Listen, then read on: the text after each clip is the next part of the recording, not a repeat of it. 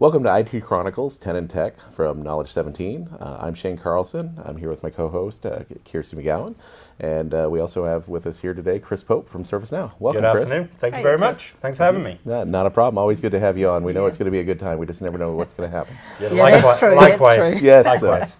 Likewise. So tell us a little bit about how the show's going. First and foremost, we're a half a day into the formal first day, and things are pretty exciting.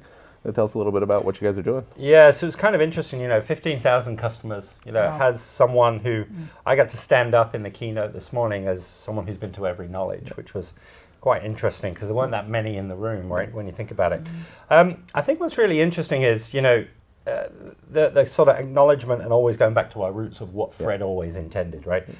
Build a platform to route work through the enterprise seamlessly and easily. And it sounds lofty, it sounds fluffy, but it's so simple in such a way that it actually works. And it's ubiquitous to everything, whether it's, whether the IT stuff, marketing, facilities, security, it doesn't matter. How do these people actually work and what do they do, right? So, and then, you start looking at all the buzzwords around IoT and smart cities and automation and AI. Yeah, they're all great, but what are they actually doing?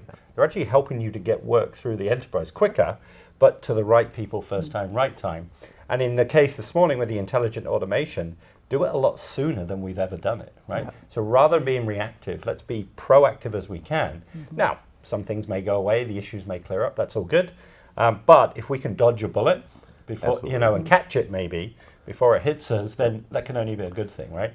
Far better to stop something before someone notices than immediately when they do.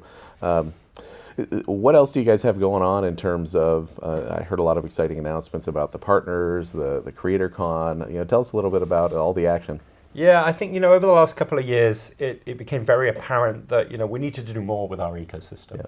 And as we've sort of gone out beyond ITSM, now, there's still a ton of work in ITSM. Absolutely. And we have to keep feeding the machine, right? That is IT. And that's all good work, and there's always new things, and, the battle with DevOps and ITIL, and we all know about that, right? But we've still got to feed those people and keep them, innovative and pushing the needle in that sense. But I think what's really happened a lot with our partner community is where we've done customer service or security, the operations management piece, they've now got the ability to do more than sort of everyone trying to feed from the same ITSM carcass in a way. Yes. They can now out and go and hunt for themselves. Absolutely. Where they can be, retail organizations or customer service focused or very specific around security, and there's room for them all.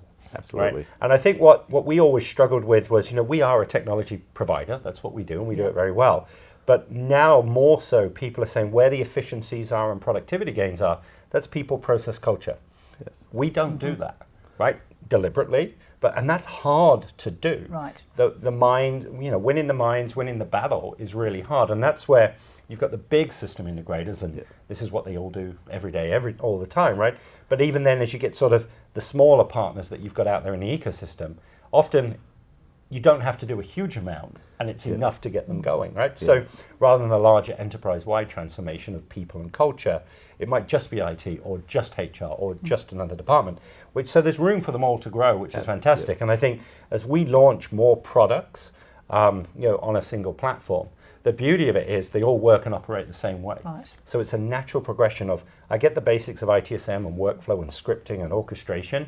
Well, those same toolkits I have can apply to me when I'm doing customer service or HR. And I'm just instead of integrating to an event management platform, I'm integrating to Workday or, an SAP.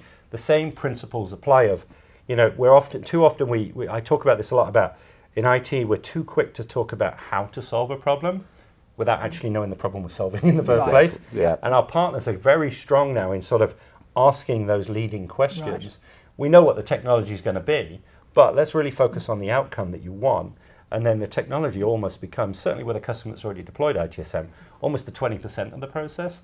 And the 80 is really in that change and that process transformation, which these organizations aren't used to necessarily feeling that sort of love and attention, if you will, from people knowing what they actually do. Great. So now, hackathon this year. Yes. Yeah. What's been going on here? My baby. So I heard a rumour about donuts and yeah, all there's sorts of stuff a few going on donuts lying around. So, I run our hackathons globally. The world record so far is 1,300 people in 6 cities on a single day, which was just logistically interesting.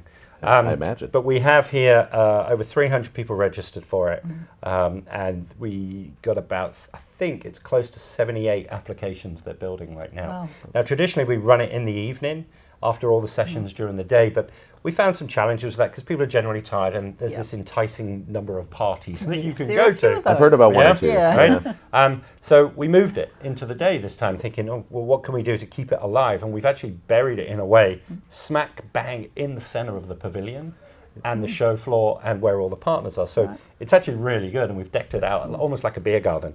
Now, what's really cool is you've got partners, you've got customers in there, and we've flooded it with ServiceNow developers and engineering people to give them that ideas and practice and sort of help them out, and in some cases bribe them with donuts. Perfect. So we just had a big sugar high of 400 donuts delivered, which was always interesting. At 3 o'clock the beer arrives, so I'm keen to get back there, clearly. Yeah. Quite a motivator. But what's really good for our partners is they then sort of validate and test these ideas, and then they'll publish them to the store.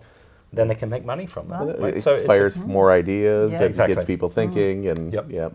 I think it's a great showcase not only for the developer talent that's in the market that's here, but it's a great showcase for even what the ServiceNow development community, for the people who work for ServiceNow are capable of doing. Because oftentimes they're kind of behind the scenes with the products, maybe interacting in the community a little bit. But this puts them front and center, working with the people that are out there, also developing on the platform, and getting some good interaction. Yeah, we actually have 2 customers there who are don't want to be part of the judging process.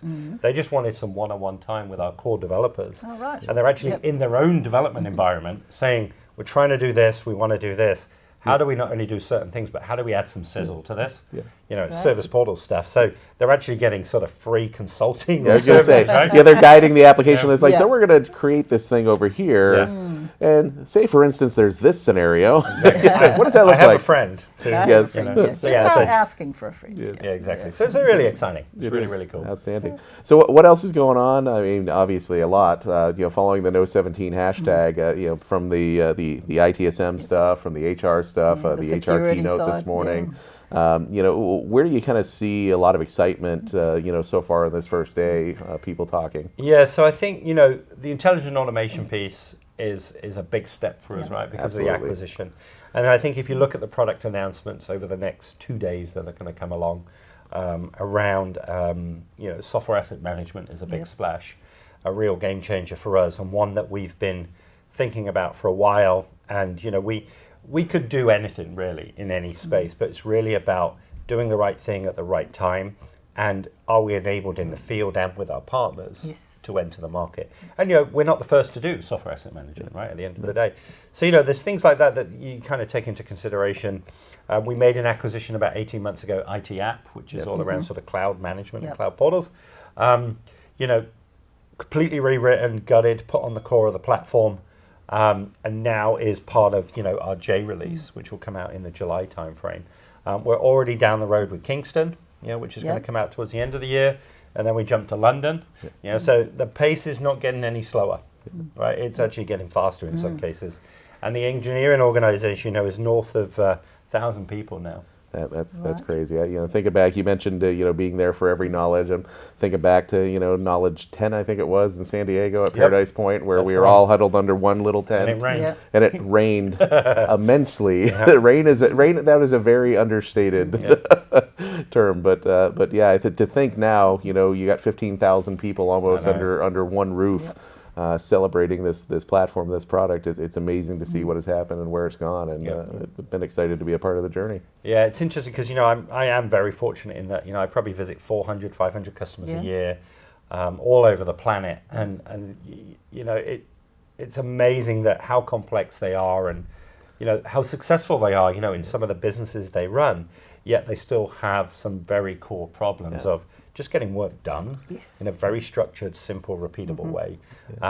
And it doesn't matter what it is, that's the case, right? And the more we help that and we sort of spin it and turn it and enter those markets, it's only a good thing. A little bit rewarding, isn't it? It's great. I love it. Yeah. I love my job, and That's so the long best may it thing. be. Thanks. Well, thank you, Yeah. Chris, as Thank always, you. for joining Yeah. us. Yeah, Appreciate your always a time, pleasure. and you. look forward to seeing you across the rest of the show here. Thank you very much. Fantastic. Take Thanks care. for having Thank us. you.